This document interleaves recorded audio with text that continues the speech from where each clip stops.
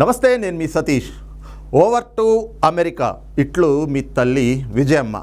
మనం ఒకసారి పాత సినిమాల్ని గుర్తు తెచ్చుకుంటే, అంటే ఎస్వి రంగారావు గారు, అంజలీదేవి గారు వీళ్ళు నటించినటువంటి ఆ కాలం సినిమాలను ఒకసారి గుర్తు చేసుకుంటే, ఇంట్లో ఎప్పుడైనా కూడా కుటుంబాల్లో కలహాలు వచ్చినప్పుడు, మరి ఆ కుటుంబ కలహాల నుంచి బయట పడలేక, ఇబ్బందుల్ని కూడా భరించలేక ఆ తల్లో తండ్రో ఆ రోజున ఒక లేఖ రాసి పెట్టి ఇంటి నుంచి వెళ్ళిపోయేవారు. ఆ కుటుంబంతో విడిపోయి బయటకు వచ్చేసేటువంటి వాళ్ళు. ఆ సమయంలో ఇదే తరహాలో రాసేవాళ్ళు, ఇట్లు మీ తల్లి అని చెప్పేసని. ఈ రోజున ఆంధ్రప్రదేశ్లో కూడా జరుగుతున్నటువంటి ఒక కుటుంబ కలహం, ఆ కుటుంబంలో నెలకొన్నటువంటి రాజకీయ కలహం, ఆ కలహాల్ని తట్టుకోలేక మరి తల్లి విజయమ్మ ఈ రోజున అమెరికాకు వెళ్ళిపోయినట్లుగా అయితే అక్కడ జరుగుతున్నటువంటి పరిణామాలను చూస్తే అర్థమవుతూ ఉంటుంది. మరి ఆ కుటుంబ కలహాల్లో పోరాడుతున్నది ఎవరు? ఒకవైపునేమో బిడ్డ జగన్మోహన్ రెడ్డి, ఇంకో వైపున కుమార్తె షర్మిల.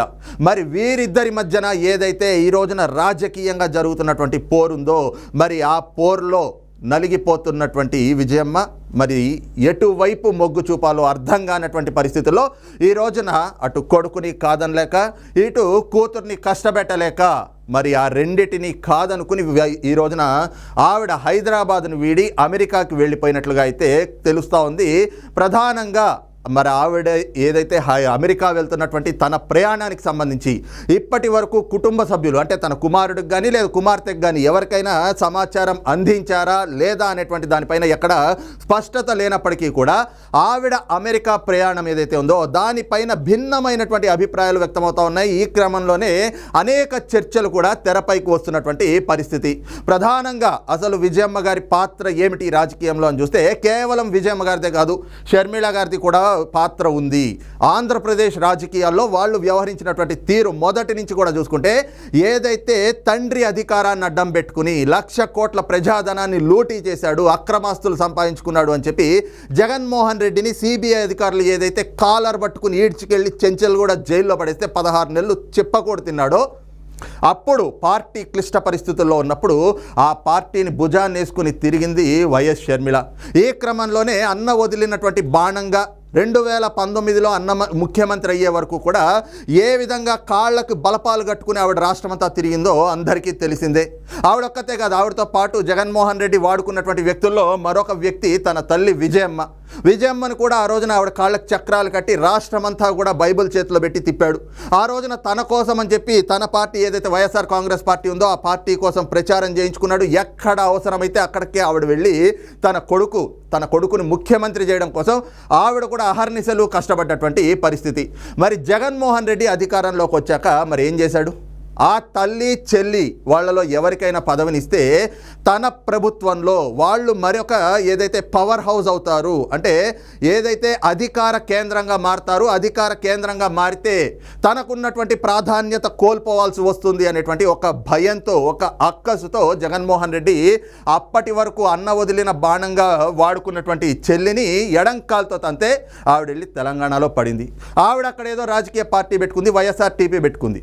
అయితే ఈ క్రమంలోనే తన తల్లిని కూడా ఆ పార్టీ నుంచి దూరం చేయాలి అనేటువంటి ఆలోచనతో జగన్మోహన్ రెడ్డి ఏ విధంగా ప్లీనరీ పెట్టి, ఆ ప్లీనరీలో అప్పటి వరకు వైఎస్ఆర్సీపీకి గౌరవ అధ్యక్షురాలుగా ఉన్నటువంటి విజయమ్మను ఆవిడ పీక మీద కత్తి పెట్టి మరీ రాజీనామా చేయించినట్లుగా, ఎంత బలవంతంగా ఆ ప్లీనరీలో ఆవిడ చేత రాజీనామా చేయించారో అందరూ చూశారు, రాష్ట్ర ప్రజలంతా చూశారు.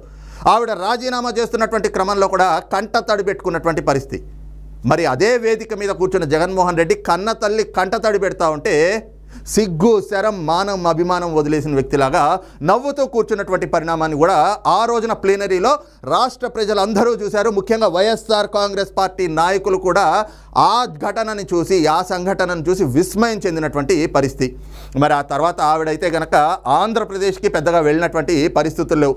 ఆ సందర్భం తర్వాతే కాదు, అసలు 2019లో జగన్మోహన్ రెడ్డి ముఖ్యమంత్రి అయిన తర్వాత ప్రమాణ స్వీకారం రోజున, ఆ రోజున వేదిక మీద కనిపించినటువంటి విజయమ్మ మళ్ళీ ఏదైతే ప్లీనరీ పెట్టి ఆవిడ గౌరవ అధ్యక్షురాలు పదవికి రాజీనామా చేస్తూ ఉన్నారో అప్పటి వరకు కూడా మళ్ళీ ఆంధ్రప్రదేశ్లో అడుగుపెట్టినటువంటి పరిస్థితులు లేవు. అయితే ఏదైతే షర్మిల ఆంధ్రప్రదేశ్ను వీడి తెలంగాణకు వచ్చేసి ఇక్కడ వైఎస్ఆర్టీపీ అంటూ సొంత కుంపటి పెట్టుకుందో, ఆ రోజున కడపలో ఆవిడతో పాటుగా విజయమ్మ కూడా ప్రత్యక్షమయ్యారు. తన మద్దతు తన కుమార్తెకే ఉంటుంది అని చెప్పి, తన ప్రయాణం ఇక పైన తన కుమార్తెతోటే కొనసాగుతుంది అని చెప్పి అప్పటి నుంచి తన కుమార్తె వద్దే ఉన్నటువంటి పరిస్థితి. మరి జగన్మోహన్ రెడ్డికి విజయం ఏదైతే, అలాగే తల్లి చెల్లెలు వాళ్ళిద్దరికీ మధ్యన కూడా కొన్ని విభేదాలు వచ్చినాయి అనేటువంటి కొన్ని చర్చలు ఆ సందర్భంగా జరిగినప్పటికీ కూడా ఇప్పటి వరకు ఎవ్వరూ కూడా బహిర్గతమైనటువంటి పరిస్థితులు లేవు. అయితే ఇప్పుడు ఏదైతే ఆంధ్రప్రదేశ్లో నెలకొన్నటువంటి రాజకీయ పరిణామాలని చూస్తే చాలా వింత సంఘటనలు జరిగినాయి. ముఖ్యంగా అక్కడ చోటు చేసుకున్నటువంటి రాజకీయ సమీకరణాలు మాత్రం ప్రజల్ని కూడా ఆకర్షిస్తున్నటువంటి పరిస్థితి. కారణం ఏమిటి అంటే, నిన్న మొన్నటి వరకు కూడా ఏ జగన్మోహన్ రెడ్డి ముఖ్యమంత్రి కావాలి అని చెప్పేసని కాళ్ళకి బలపాలు కట్టుకుని తిరిగిందో అదే చెల్లెలు ఈ రోజున ఆ అన్నకి ఎక్కుపెట్టిన బాణంలా తయారయ్యి ఆంధ్రప్రదేశ్లో కాంగ్రెస్ పార్టీ ఏదైతే జగన్మోహన్ రెడ్డి తనకి ముఖ్యమంత్రి పదవి ఇవ్వలేదు అనేటువంటి అక్కస్తోటి ఆ పార్టీని వీడి బయటకు వచ్చి సొంత కుంపటి పెట్టుకున్నాడో అదే కాంగ్రెస్ పార్టీ అధ్యక్షురాలుగా ఈ రోజున వచ్చి అదే అన్నకి ఎదురుగా, అదే అన్నకి ప్రత్యర్థిగా ఈ రోజున కనిపిస్తున్నటువంటి పరిస్థితి.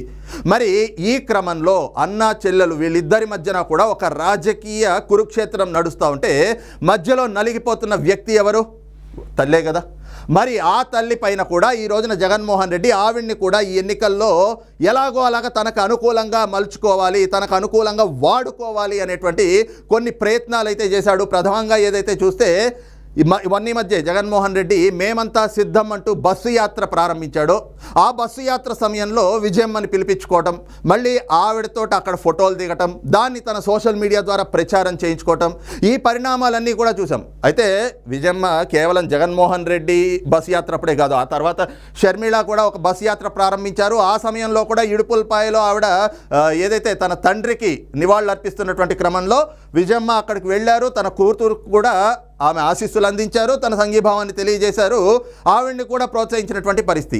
అయితే ఏదైతే బస్సు యాత్రలు ప్రారంభమైనాయో అప్పటి నుంచి కూడా తాడేపల్లి ప్యాలెస్ నుంచి విజయమ్మ మీద ఒత్తిళ్లు ప్రారంభమైనాయి.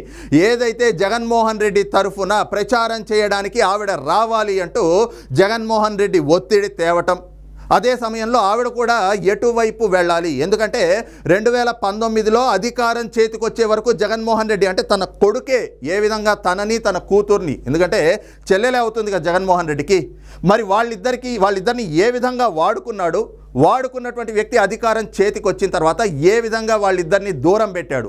ఈ పరిణామాలన్నీ చూసిన తర్వాత ఎవరికైనా కూడా మళ్ళీ జగన్మోహన్ రెడ్డిని నమ్మాలనిపిస్తుందా? అయినా కూడా కన్నపేగు కదా. అందుకని చెప్పి ఒత్తిడి తెచ్చినటువంటి క్రమంలో విజయమ్మ ఒకంత ఒప్పుకున్న పరిస్థితులు కూడా ఏర్పడ్డాయి. కానీ ఆ తర్వాత ఎందుకో మరి ఆవిడ మనసు మార్చుకున్నారు. ఎందుకు అంటే ఆవిడకి కష్టకాలంలో, అంటే ఆవిడకి ఆ పార్టీలో ఏదైతే గౌరవాధ్యక్షురాలు పదవి ఉందో ఆ పదవిని కూడా రాజీనామా చేయాలి అంటూ ఆవిడ మీద ఏ విధంగా ఒత్తిడి తెచ్చారు, ఆఖరికి పీక మీద కత్తి పెట్టినట్లుగా పెట్టి ఏ విధంగా ఆవిడతోటి రాజీనామా చేయించారు, ఈ పరిణామాలన్నీ మళ్ళీ ఒకసారి గుర్తు చేసుకున్నట్లున్నారు. అందుకని చెప్పి ఈసారి ప్రచారానికి నేనైతే రాలేను అని కూడా ఆవిడ చెప్పేసినట్లు ఇప్పటికే వైసీపీ వర్గాలు, తాడేపల్లి వర్గాలు కూడా గుసగుసలాడుకుంటున్నటువంటి పరిస్థితి కనిపిస్తూ ఉంది. ఈ క్రమంలోనే అటు కొడుకు తరఫున ప్రచారానికి వెళ్ళలేక, ఇటు కూతుర్ని కూడా కాదనలేక, కూతుర్ని కష్టపెట్టలేక ఇద్దరి మధ్యన నలిగిపోతున్నటువంటి విజయమ్మ ఈసారి ఈ ఎన్నికల కురుక్షేత్రంలో ఎవరో ఒకళ్ళు ఆ రాజకీయ పోర్ అనేటువంటిది ఒకళ్ళపై ఒకళ్ళు తేల్చుకుంటారు. అదీ కాకుండా ఈ రోజున ఏదైతే వైఎస్ వివేకానందరెడ్డి హత్య కేసు ఉందో ఆ హత్య కేసుకి సంబంధించి, ఎందుకంటే మొదటి నుంచి కూడా విజయలక్ష్మిని తన అన్న భార్యగా, వదినగా, తల్లి తర్వాత తల్లి అంతటిగా ఎంత వివేకానందరెడ్డి గారు ఎంత గౌరవం చూపించేవాళ్ళు, ఎంత అభిమానం చూపించేవాళ్ళు. అలాంటి వివేకానందరెడ్డిని హత్య చేసినటువంటి వ్యక్తులని పక్కన పెట్టుకుని జగన్మోహన్ రెడ్డి తిప్పుతూ ఉంటే మరి ఆవిడ తట్టుకోగలుగుతుందా? ఇవన్నీ కూడా ఆలోచించుకుని ఈ రోజున మరి జగన్మోహన్ రెడ్డి తరఫున ఆవిడ ప్రచారం చేస్తే ఆవిడకి కూడా కళంకం అని అనుకున్నారో ఏమిటో. మరి నేనైతే గనక ప్రచారానికి రాను అంటూ తెగేసి చెప్పినటువంటి పరిస్థితి అయినా కూడా జగన్మోహన్ రెడ్డి నుంచి ఒత్తిళ్లు వస్తూ ఉండడంతో కూతుర్ని కష్టపెట్టడం ఇష్టం లేక, ఎందుకంటే కూతుర్ని ఏ విధంగా జగన్మోహన్ రెడ్డి అవమానించాడు, ఏ విధంగా బాధ పెట్టాడు, ఎంత రోస్టు పెట్టాడు అనేటువంటిది కూడా కళ్ళారా చూసినటువంటిది విజయమ్మే కదా. షర్మిల గారు ఆ రోజున ప్రెస్ మీట్ పెట్టి మరి నేరుగా చెప్పారు, నీ కుటుంబాన్ని ఎవరో చీల్చలేదు, నీ కుటుంబాన్ని చీల్చుకుంది నువ్వే జగన్మోహన్ రెడ్డి, దీనికి సాక్ష్యం మన అమ్మ అని చెప్పేసని ఏదైతే షర్మిల చెప్పినటువంటి మాటలు కూడా ఈ సందర్భంగా గుర్తుకు వస్తున్నటువంటి పరిస్థితి కనిపిస్తోంది. అందుకే జరిగినటువంటి పరిణామాలన్నింటినీ కూడా బేరీజ్ చేసుకున్నటువంటి వైఎస్ విజయలక్ష్మి ఈ రోజున ఆవిడ హఠాత్తుగా అమెరికాలోని తన బంధువుల దగ్గరికి వెళ్ళిపోయారు.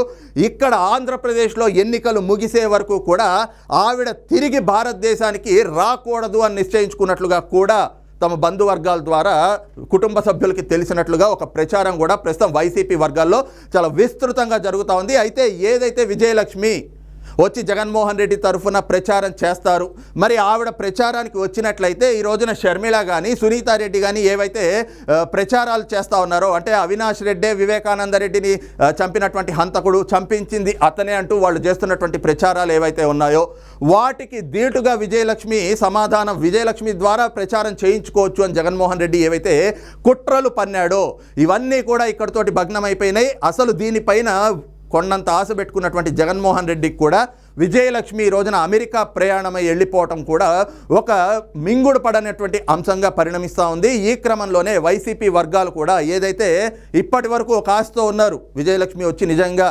జగన్మోహన్ రెడ్డి తరఫున ప్రచారం చేస్తే అవి తమకి ఎంతో కొంత సానుకూలతను తెస్తాయి, ఈ రోజున ఏవైతే ప్రచారాలు బయట జరుగుతూ ఉన్నాయో ప్రజల నుంచి ఉన్నటువంటి వ్యతిరేకత లేదంటే ఇతర అంశాలు వివేకానంద రెడ్డి హత్యకు సంబంధించి ఇవన్నీ ఉన్నాయో వీటన్నిటి నుంచి కూడా ప్రజల దృష్టి మరలుతుంది.